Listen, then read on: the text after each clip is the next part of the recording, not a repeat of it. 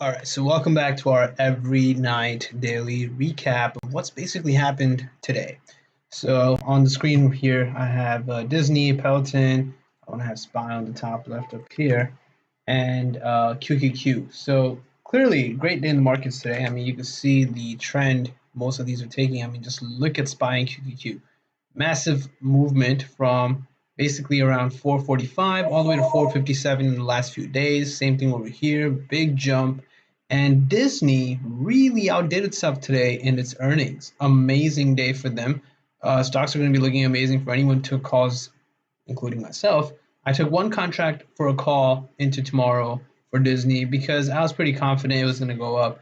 I've actually been hitting it pretty well with these earnings reports in this last week, with even the tech earnings, where I was using multiple resources, whether Big Flow is showing calls or puts, what others are talking about, what the sentiments are looking like, what the company is actually doing for themselves. Like, for example, it was pretty obvious Amazon and Google would have good earnings because both of those companies have done a lot to expand themselves into multiple different sources of businesses, right? They're huge. They have not just their online aspect of the one thing they're known for, like Amazon is known for delivering products that you buy, and Google is known for being a search engine. But on top of that, both of them also provide multiple other resources. Both of them have other products they make of their own. Google has the whole Nest Hub, the Google Home setup, and all those things you can buy from them. They provide a bunch of other outside resources like their phone they have, the online Google Drive you can get, a bunch of other stuff, right? And similarly, Amazon has Amazon Web Services and products of their own as well, like Alexa. So they've both been extremely successful in bringing out a lot, and of course, they brought great news with them on their earnings report. Like Amazon said, Prime is going to cost a little more now and jump the price up to 140. On top of that, what we're looking at today is Disney. So the other thing that I was using to kind of figure out whether or not this earnings report is going to cause a bust up or bust down is market sentiment and where is the stock actually at before giving an earnings report. So many of these stocks that actually busted up were actually on a downwards trend, right? So if we come back to here, if we look at Disney, for example, in the long run, if we look at let's say we look at the 20-day, right?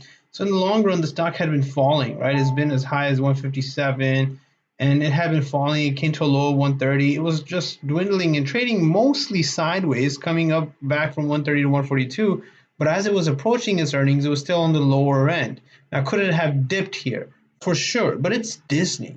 Like, I just went a couple of weeks ago. So Disney's been doing wonderful. Like, it's looking amazing over there, and it's packed, right? So business is booming. Like, it was completely packed. They have all their actors, they have all their food services. Everything is busting out. It was one of the few things that wasn't actually showing a lack of business, right? Because when I was in Florida, there were a lot of stores that were closed. There were a lot of businesses that just couldn't really continue doing anything anymore. So clearly, after earnings today, it had to bust out, right? Huge break. Pretty much went up a good like $10, $20. And that's amazing. That's really good for anyone that picked up any calls. I got one, so I'll have a little bit of lunch money tomorrow morning when we get back into the trading day.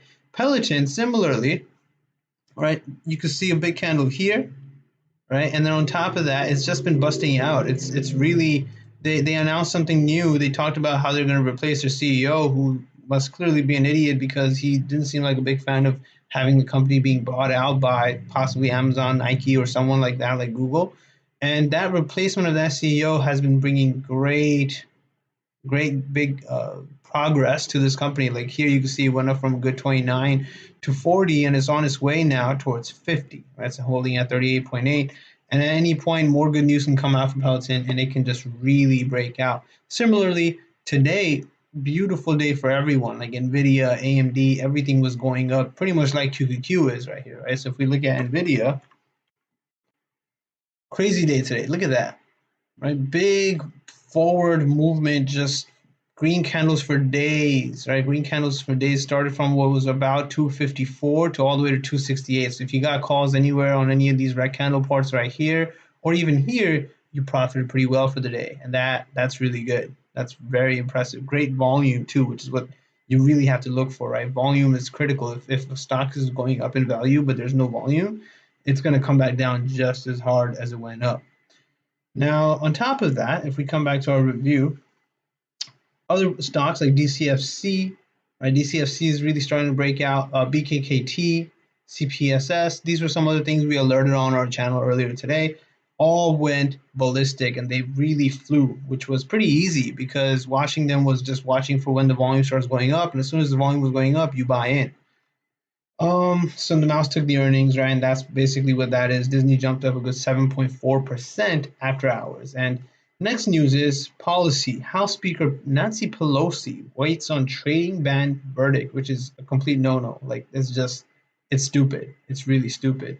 So why are we waiting here? So Democratic Speaker of the House Nancy Pelosi said today that she expects Democrats will soon reach a verdict about whether or not senators and members of Congress will be allowed to trade stocks.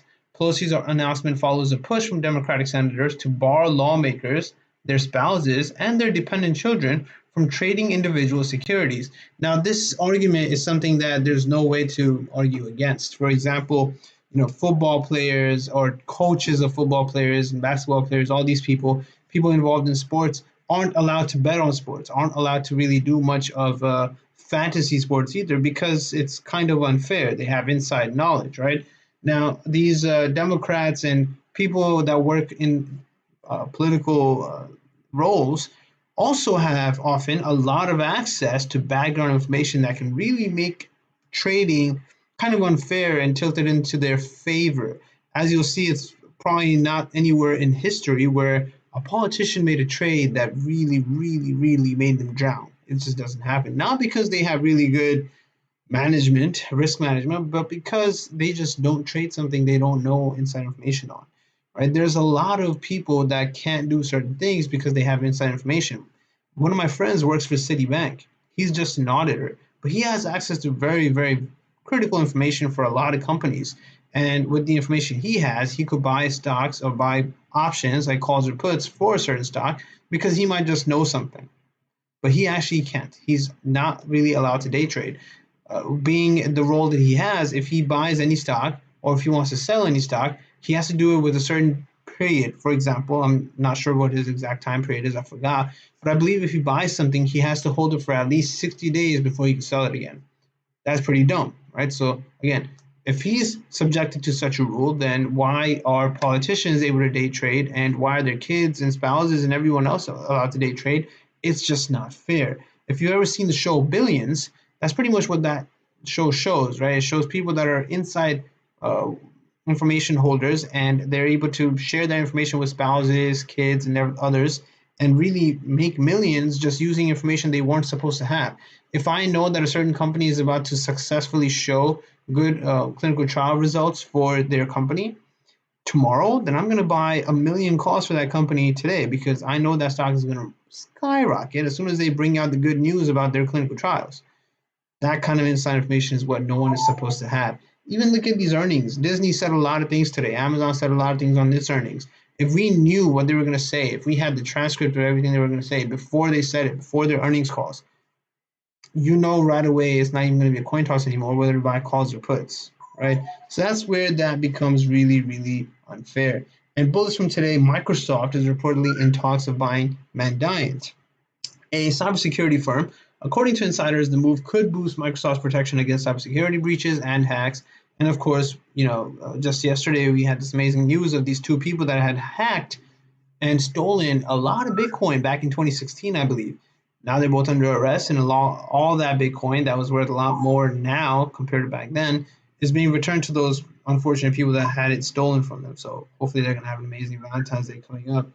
Other news, Peloton's meetings to introduce its new CEO was crashed by angry former employees, which, again, doesn't really ring any crazy bells here. It's obvious they're going to be pissed. Peloton actually fired a lot of people, right? So that really puts a lot of people into a very tough scenario right now because given the position the pandemic has put a lot of people into, it's not really easy to make any money or get into a job at the time.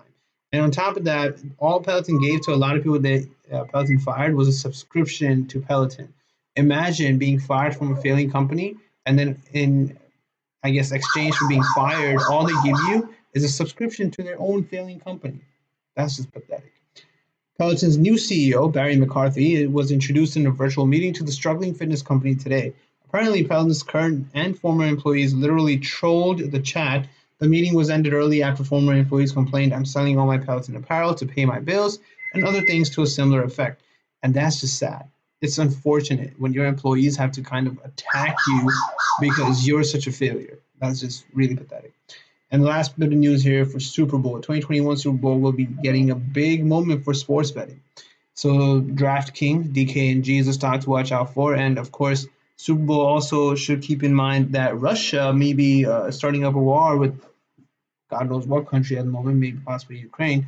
Russia and basically the government of Russia kind of enjoys attacking countries right when the Super Bowl or something like the Olympics is about to happen.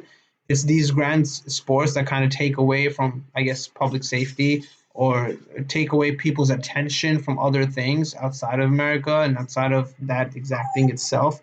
So he likes using that distraction as his, I guess, main weapon for attacking other countries. And that's something we'll have to watch out for too. So that's pretty much it for today. And I'll see you guys tomorrow morning for tomorrow's investments.